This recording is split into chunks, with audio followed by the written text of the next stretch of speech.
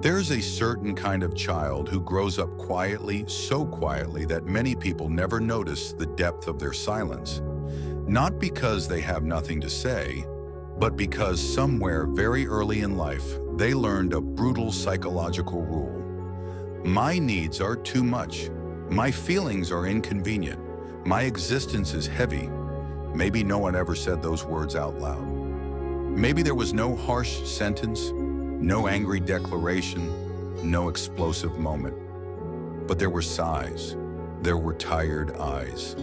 There were rooms that went cold the moment they walked in. There were subtle messages, emotional microsignals that shaped the brain long before language fully developed.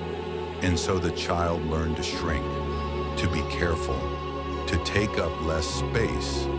They became the kind of child who apologized before speaking, who double-checked their tone, who waited to be chosen, who offered help before asking for comfort. And the paradox is this: the very behavior that kept them safe, self-erasing, self-silencing, self-shrinking, is now the behavior that makes them feel alone, misunderstood, and disconnected as an adult. Because here's the truth most people never hear: a child who feels like a burden becomes an adult who fears being seen. And not because they're weak, but because somewhere deep inside they carry a silent belief. If people discover who I really am, they will reject me. This is not personality. This is conditioning. This is not preference. This is survival strategy. In psychology, this pattern often begins with emotional misattunement, when a caregiver fails to respond to a child's emotional world in a consistent, warm, or validating way. Three key psychological concepts shape this experience. 1. Parentification. This occurs when the child feels responsible for the emotional state of the adults around them. Instead of thinking, I am supported, the child thinks, I must support. Instead of asking, can someone help me? They wonder, how can I prevent someone from being upset? 2. Avoidant attachment. When vulnerability was met with withdrawal, silence, or emotional distance, the brain adapted. The nervous system learned to expect rejection before connection.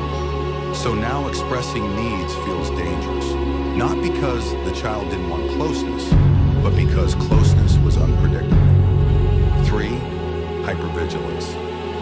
A nervous system trained to scan for emotional shifts, tone, silence, facial expression, energy.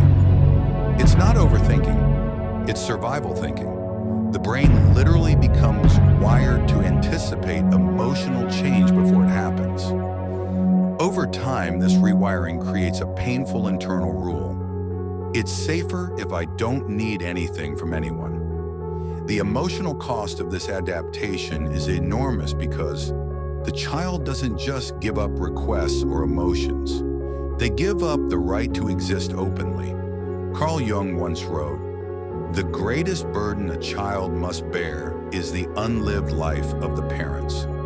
And the child who feels like a burden carries that sentence like a ghost.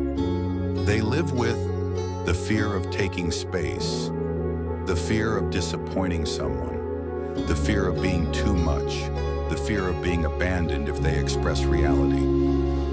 Their body becomes a container of suppressed feelings, and so they smile while hurting. They say it's fine when it's not. They carry exhaustion like armor. The heaviest part is not the silence. The heaviest part is the belief.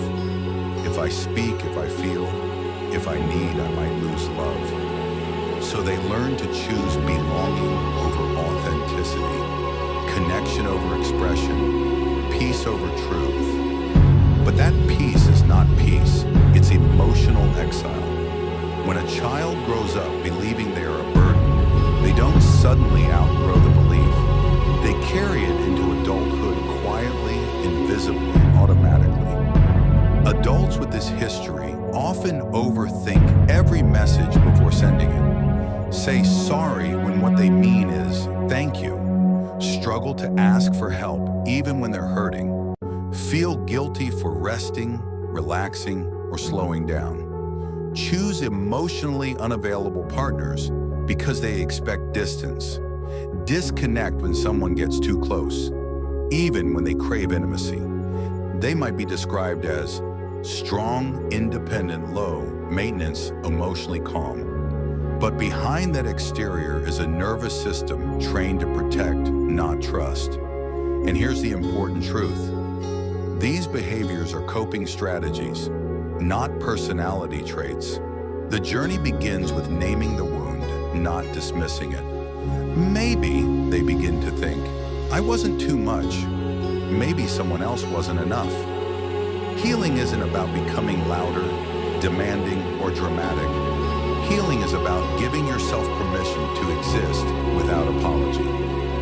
It involves inner child work, learning secure attachment patterns, practicing emotional regulation, rewiring beliefs through compassion, allowing yourself to take up space slowly, gently, intentionally. A powerful line from psychologist Alice Miller captures this perfectly. The child who is not embraced by the village will burn it down to feel its warmth or freeze in silence to avoid being the fire. But you are no longer that child. You are allowed to speak, to rest, to need, to take up space, to be human without justification. So let this be the quiet truth that stays with you. You were never the burden. Your silence was. And now you are allowed to reclaim what was suppressed. Your voice, your emotions, your space, your worth. If this message felt familiar, if something inside you whispered, "This is me," then this space was made for you. You are not alone. You are not too much. And you were never a burden. Welcome to VEIL.